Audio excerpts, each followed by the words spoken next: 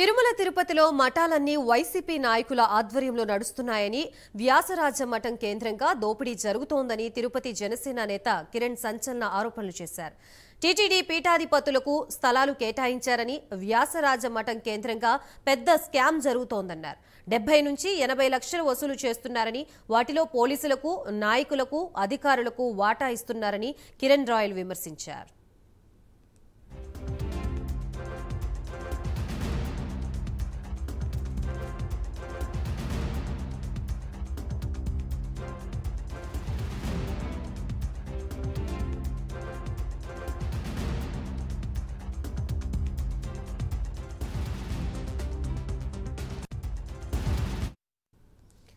విశాఖ పీఠంలో రహస్య గదులు నిర్మించారని, వైసీపీ ఎమ్మెల్యే అభ్యర్థిగా జనవరి 4వ తేదీ కేటాయిస్తే ఏప్రిల్లో రాజీనామా చేశారని కిరణ్ రాయల్ ఆరోపించారు.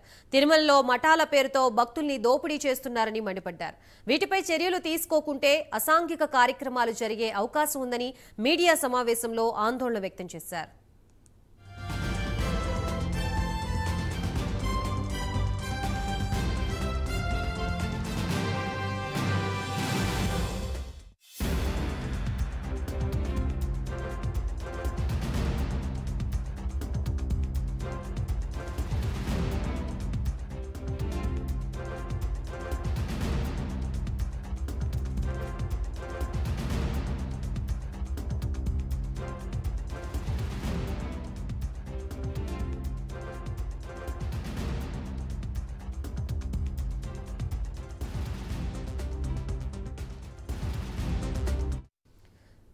మొత్తంగా తిరుమలలో మఠాల పేరుతో భక్తుల్ని దోపిడీ చేస్తున్నారంటూ కూడా జనసేన నేత కిరణ్ రాయల్ ఆరోపిస్తున్నారు. ప్రస్తుతం ఇదే అంశానికి సంబంధించి కంప్లీట్ అప్డేట్స్ ఇవ్వడానికి మా ప్రతినిధి సునీల్ సిద్ధంగా ఉన్నారు. సునీల్. రైట్ గాయత్రి, మొత్తం మీద తిరుమలలో మఠాలు వైకాపా నాయకుల ఆధ్వర్యంలో నడుస్తున్నాయని చెప్పి జనసేన తిరుపతి ఇన్ఛార్జ్ కిరణ్ రాయల్ అయితే ఆరోపించారు. ముఖ్యంగా ఏదైతే గత 5 సంవత్సరాల నుంచి చూసుకున్నట్లయితే వైసీపీ హయాంలో తిరుమలలో ఏ మఠాలు చూసినా టీటీడీ పూర్తిగా వాళ్ళకి ఎదేచ్ఛగా వైకాపా నాయకులకి ఎక్కువగా అవకాశాలు పగ్గాలు ఇచ్చిన పరిస్థితి ఉంది. ఎందుకంటే ఆ మఠాలకు సంబంధించి మెయింటెనెన్స్ అంతా వైసీపీ నాయకులు అక్కడ చూసుకున్న పరిస్థితి ఉంది. ముఖ్యంగా వ్యాసరాజ మఠం కేంద్రంగా భారీ దోపిడీ జరిగిన పరిస్థితి ఉంది. గతంలో చూసుకున్నట్లయితే గత 5 ఏళ్ల పరిస్థితిలో చూసుకున్నట్లయితే తిరుమలకు వచ్చే భక్తులకి అద్దె గదులు మామూలుగా అంటే టీటీడీ కేటాయించేటువంటి అద్దె గదులకు సంబంధించి చాలా ఇబ్బందులే వచ్చేవి. ఎందుకంటే ఆ విఐపీకి సంబంధించినటువంటి పద్మావతి ఎంక్వైరీ ఏరియాలో ఇచ్చే రూములు పూర్తిగా విఐపీలకు కేటాయించడం, మరోవైపు ఎంబీసీ కేంద్రంగా ఇచ్చేటువంటి రూములు అక్కడ కూడా వేరే టికెట్లు తీసుకున్న వారికి ఎంప్లాయీస్ ఇచ్చే వాళ్ళ తిరుమలకి వచ్చే సామాన్య భక్తులకి మాత్రం పూర్తిగా అద్దె గదులు దొరకపోవడంతో వాళ్ళు మఠాలపై వెళ్ళడం, ఆ మఠాలు పూర్తిగా దోచుకున్న పరిస్థితి ఉందని చెప్పొచ్చు. గత ప్రతి ఏడాది 70 నుంచి 80 లక్షల రూపాయల వరకు వసూలు చేసిన పరిస్థితి ఉంది.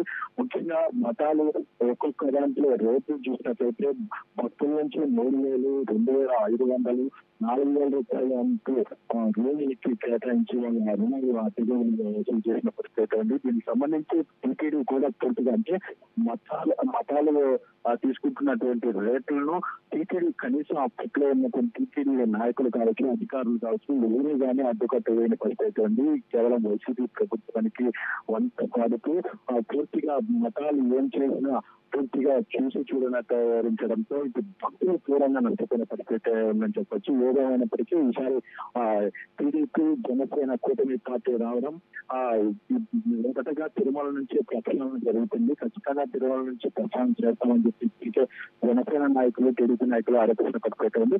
ఏదేమైనప్పటికీ తిరుమలలో జరుగుతున్నటువంటి అసాంఘిక కార్యకలాపాలు కావచ్చు, మతంగా జరుగుతున్నటువంటి అవినీతికి సంబంధించి కూడా భారీ స్థాయిలో బయటపెట్టే అవకాశాలు ఉన్నాయంటూ ఏదైతే జనసేన నాయకులు తెలిపిన పరిస్థితి ఉంది. గత వైకాపా ఎమ్మెల్యే అభ్యర్థిగా ఉన్నటువంటి 4వ తేదీ కేటాయిస్తే, అంటే జనవరి 4వ తేదీ కేటాయిస్తే ఏప్రిల్లో అతను రాజీనామా ఎలా చేశాడు, ముఖ్యంగా 4 నెలల పాటు ఏ విధంగా దోచుకున్నాడు అనే దాని మీద కూడా ఆయన పూర్తిగా ఆరోపించారు. ప్రధానంగా చూసుకున్నట్లయితే విశాఖ శారదాపీఠం గురించి తీవ్రంగా గత 4 రోజుల నుంచి వాళ్ళైతే దీని గురించి పరిస్థితి ప్రధానంగా గత 3 రోజుల నుంచి జనసేన నాయకులకు వస్తూ విశాఖ శారదా కూటమికి సంబంధించినటువంటి అవినీతికి సంబంధించి తీవ్రంగా మండిపడుతున్న పరిస్థితి ఉంది. ముఖ్యంగా విశాఖ శారదా కూటమిలో జరుగుతున్నటువంటి చల్లారి కింద గదులు సపరేట్ గా రహస్య గదులు ఏర్పాటు చేసి అక్కడ కార్యకలాపాలు నిర్వహిస్తున్నారని చెప్పేసి ప్రధానంగా ఆరోపిస్తున్నారు. ఏదేమైనప్పటికీ తిరుమలలో జరుగుతున్నటువంటి అవినీతి అక్రమాలకు సంబంధించి అన్ని బయట పెడతాం, ఖచ్చితంగా ఎవరిని వదిలిపెట్టేది లేదని చెప్పేసి జనసేన నాయకులు అయితే ఆరోపిస్తున్న పరిస్థితి ఇక్కడ ఉంది. Gayatri. Right, thank you Sunil.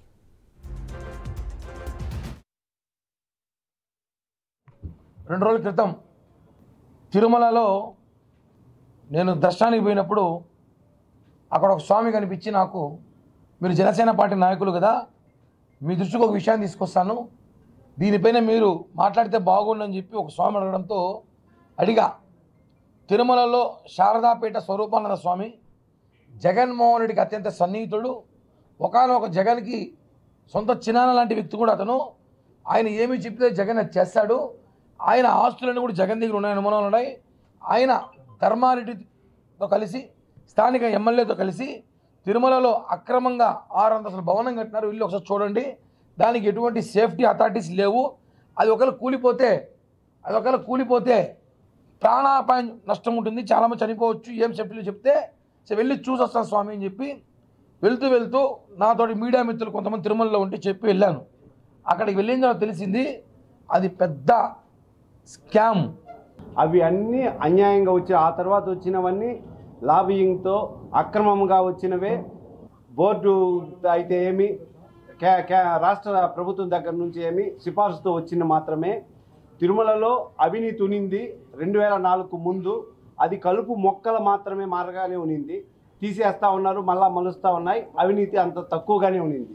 2004 తర్వాత అజయ్ కలాం రెడ్డి ఈఓ అయిన తర్వాత, మన ధర్మారెడ్డి గారు స్పెషల్ ఆఫీసర్ అయిన తర్వాత అది మహావృక్షం అయ్యింది. అది ఎంత మహావృక్షం అయితే, మా పూర్వీకులు ముందు చేస్తూ ఉన్న సమాంతర వ్యవస్థ, మా బంధువులైతే ఏమి, మా దగ్గర స్నేహితుల తండ్రులైతే ఏమి సమాంతర వ్యవస్థని నడుపుతూ ఉన్నారు అతి కొద్దిగా. ఈరోజు టీటీడీలోనే ఆ సమాంతర వ్యవస్థ, పంచాయతీ అండ్ రెవెన్యూ, తర్వాత 2వది వచ్చేసి విజిలెన్సు, 3వది హెల్త్, 4వది ఇంకా జేఈ ఆఫీస్ అంటే అది టికెట్ల వ్యాపారం. అది